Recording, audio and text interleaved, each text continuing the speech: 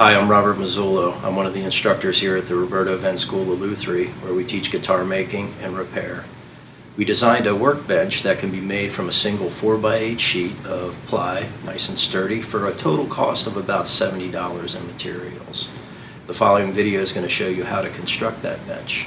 I want to show you guys a bench that we designed that you can build. You can have it cut up at Lowe's, Home Depot, or Ace Hardware. I'm going to show you the cuts that are made and give you the measurements. And this is a piece of ply. This is a ply core. It's like a melamine. It's covered in the same material, but it's a ply core, and it just holds up and screws together better. So if you guys can get a sheet of this, they're around $50.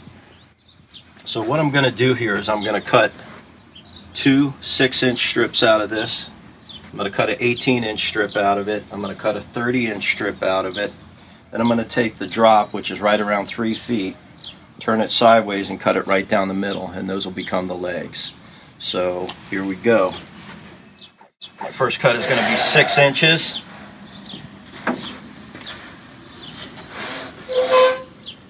Going to set it at 6. It's going to be a little loud, guys.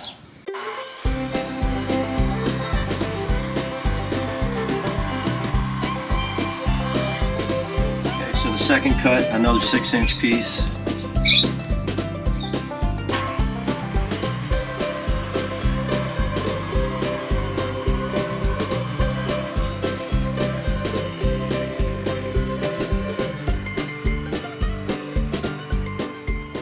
Okay, so this third cut here is going to be an 18-inch piece for the shelf. Line that up there.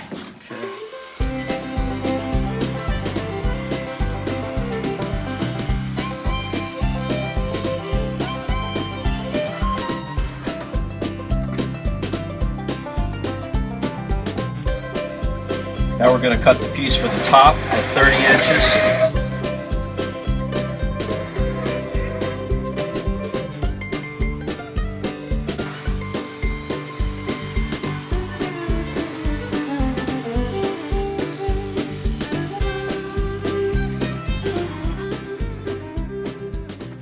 And then we're going to take the last piece, which is about 36 inches tall, and we're going to turn this sideways.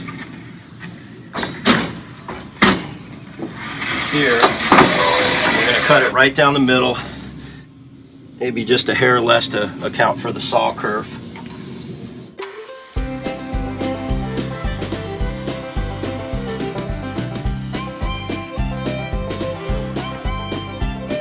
And that is it for the cutting process. So you should be able to get Home Depot or Lowe's to cut these pieces up for you.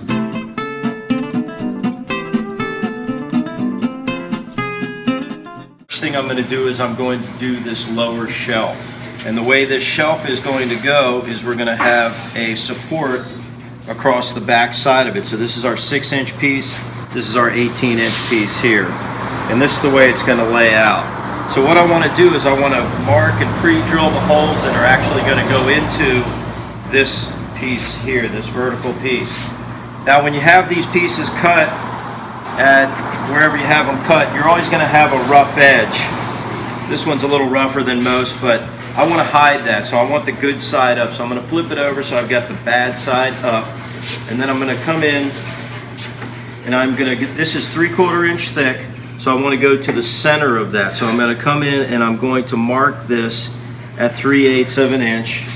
I'm going to give myself another mark down here. And depending upon what you guys are using to give yourself this line, you may want to put a mark in the center. Now I've got a drywall square. You can use a regular square. So I can set this on here and mark this.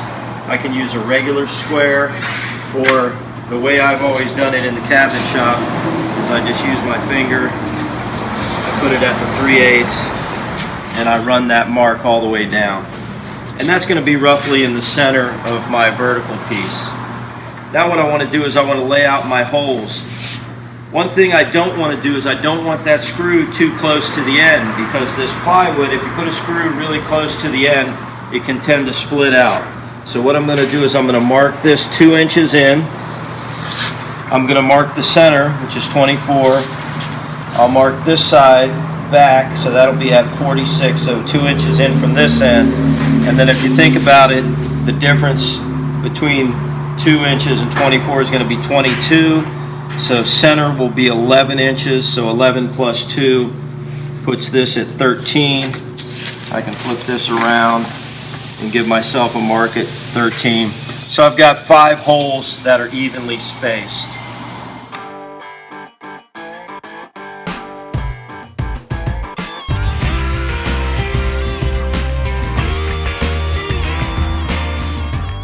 Here is the drill setup that we're going to need for this. What I've got is I've got a DeWalt bit.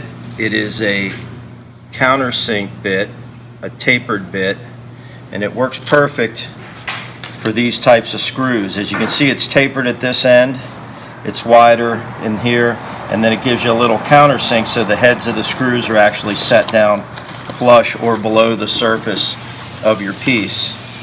And the way I've got this set up, this is adjustable with a couple little Allen wrenches. You can loosen it, you can slide it back and forth. And as you can see, I've got this set up for the 1 5/8" screws, which is what I would use to put this together, at least the first time. If you end up disassembling it and put it back together, I might move up to a 2-inch screw. But for this first assembly, this will work great. So what I want to do is I want to drill these marks that I put on here. So I'm going to come in and I'm going to try to stay as perpendicular as I can to the face of the board. I'm going to go in and out a couple of times as to not overheat the bit. And then I'm going to go in just enough so the head of that screw will actually sit flush with this panel. Now on this particular piece, this is going to be facing down. However, it's good practice to just go ahead and do that with all of them.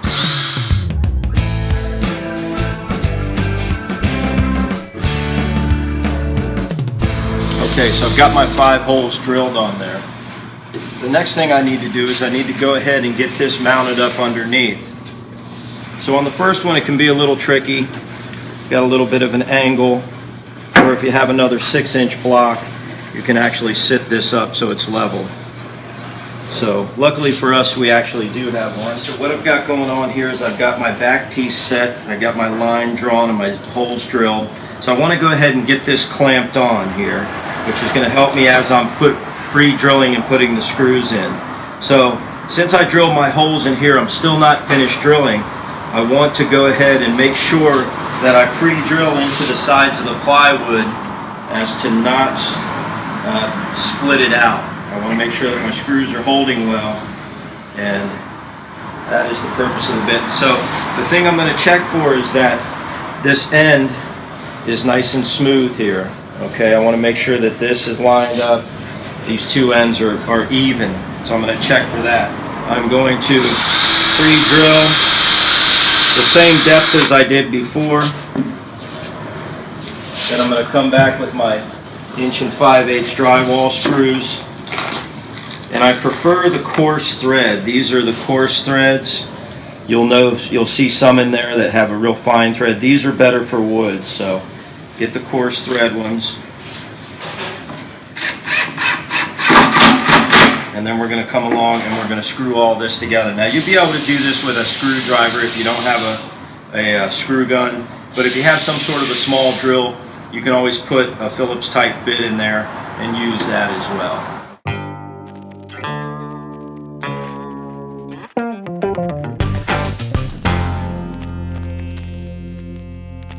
Here is the finished shelf section, our 18-inch shelf with our 6-inch riser. And the reason that this is so important is this is going to give stability to our legs once we bolt this whole thing together. You know, you're going to be doing fret work on this, you're going to be banging on it, putting guitars on it, wiggling it around, sanding. So these are critical to have in there. But we'll also be able to use this to help us with our layout on the side. So it's good to have this done. What we're going to do now is we're going to go ahead and put our stringer on, we're going to lay out for our stringer that's going to go underneath at the top. Now on the top itself, we're going to put it right under the center. So I'm going to go ahead and measure across here. I'm going to find my center line, and I'm going to mark it there. I'm going to come to the other end, and I'm going to do the same thing. And on this one, since my fingers aren't long enough, I'm going to go ahead and use my square. I'm going to go ahead and lay this out. I'm going to give myself a line right down the center there. Just like the shelf, I'm going to go ahead and do my screws laid out in that same position. So I'm going to mark it at 2. I'm going to mark it at 24. I'm going to mark it at 13. I'll flip my tape around. Go ahead and mark that at 2 and 13. And there's my 5 holes that are going to go into the top here. Okay, so we're going to do the same thing. We're going to come in, we're going to stay as perpendicular as we can to the top surface here, and we're going to drill down.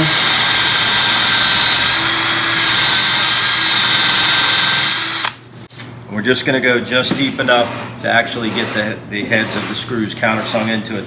This is important on this surface because we're going to be working on this surface, so we need to make sure those screw heads are not sticking up. You'll probably put a piece of carpet up there anyway, but we need to be safe.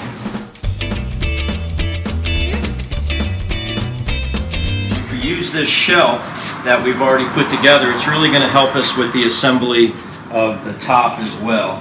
So I've got my 6-inch vertical piece that's going to go on here, and I'm going to go ahead and set this right on top of the shelf.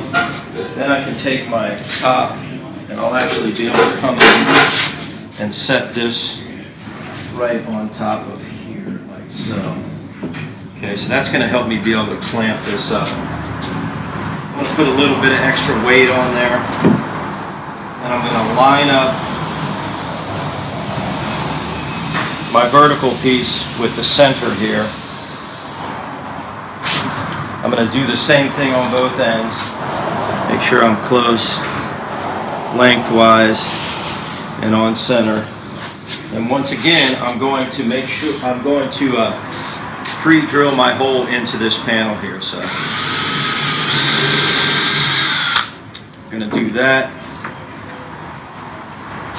I'm going to go ahead and put my first screw in just to hold us in place. Then I'm going to go back and pre-drill all of the rest of the holes.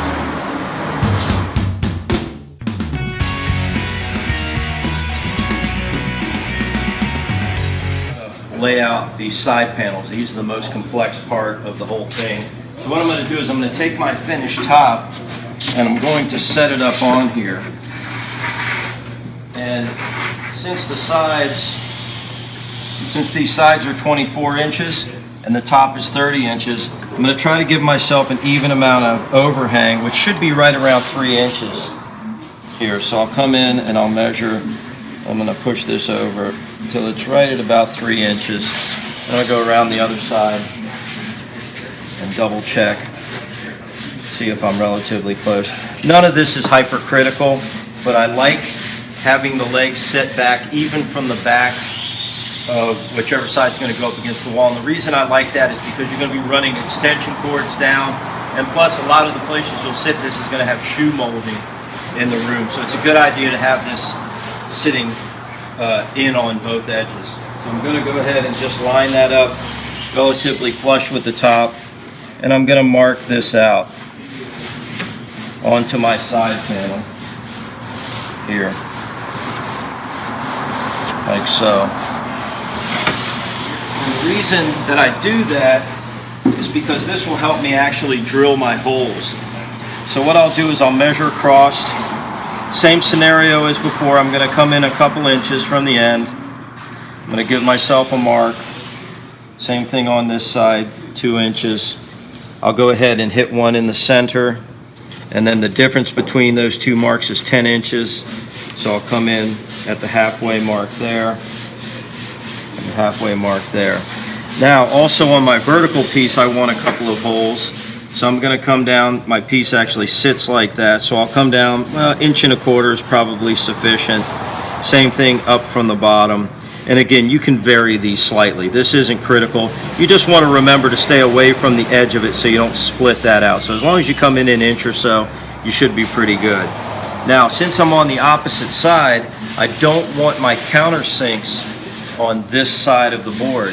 But what I do want is to show myself where those holes are actually going to be.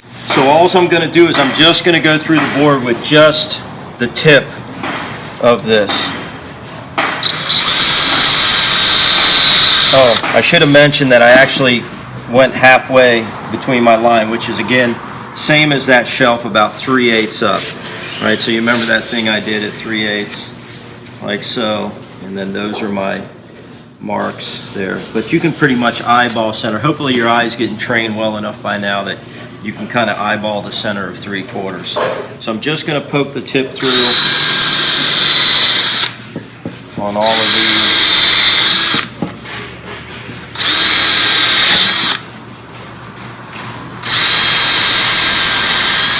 The other thing I want to show you is how to lay out the shelf. This is a little bit trickier because again I'm going to center the shelf up and I'm going to bring it up off of the floor. I want to have some room underneath. So I'm going to bring this in, and I think what I'm going to go for is about 8 inches from the bottom here. So if I measure this to the shelf, I'm going to come up about 8 inches. So the bottom of the shelf is at about 7 1/4. I'll go ahead and do the same thing at this end.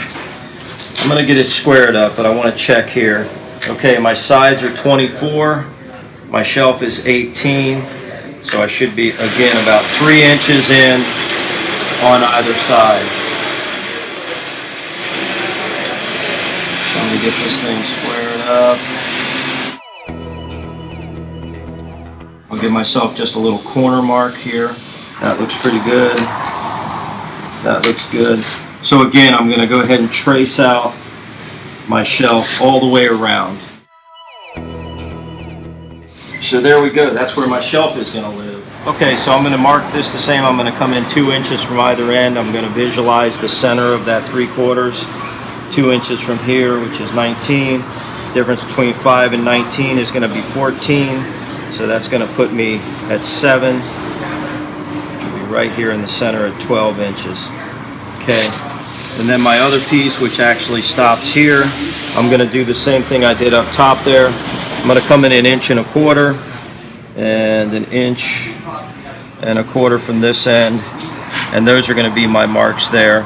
And exactly like I did the top, I'm just going to poke the tip of the bit through, then I'll flip it over and I'll put the countersink in the opposite side. Okay, so I got my layouts done. I poked my holes through.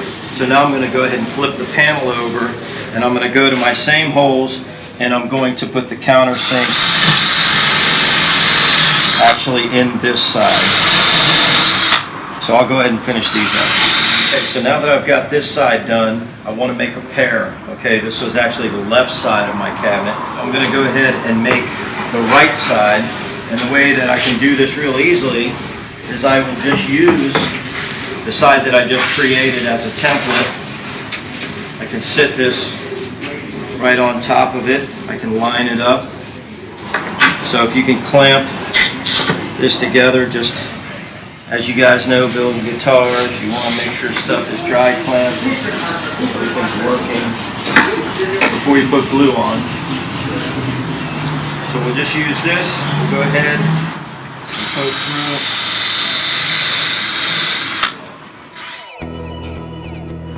So what we've done, guys, is we've got our top sitting up on its side, our shelf sitting up on its side. As long as you're on a relatively flat surface, that should work out pretty well. Then I'm going to go ahead and take my pre-drilled side, and I'm going to set it up on top of here. I'm going to line these up. I'm just going to go ahead and get these pre-drilled. And once I get those drilled, we'll come back and we'll just screw it together.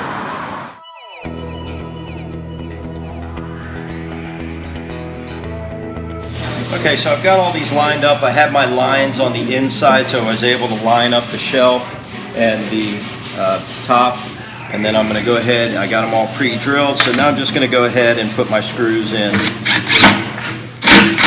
and tighten this down. Okay guys, so I've got it the one side on. I'm going to go ahead and I got this flipped over, and I'm going to go ahead and get this other side pre-drilled and screwed together. Actually, looking at the back side here. Fortunately, it's light enough because it's only made out of one sheet of ply. Just turn it around for you. And you can see this thing's pretty strong. It'll hold up to guitars or whatever else you're going to do to it. So there's 200 pounds. So if you got a 200-pound guitar, you're probably not going to sell many of them, but this will hold up to it. And that's it.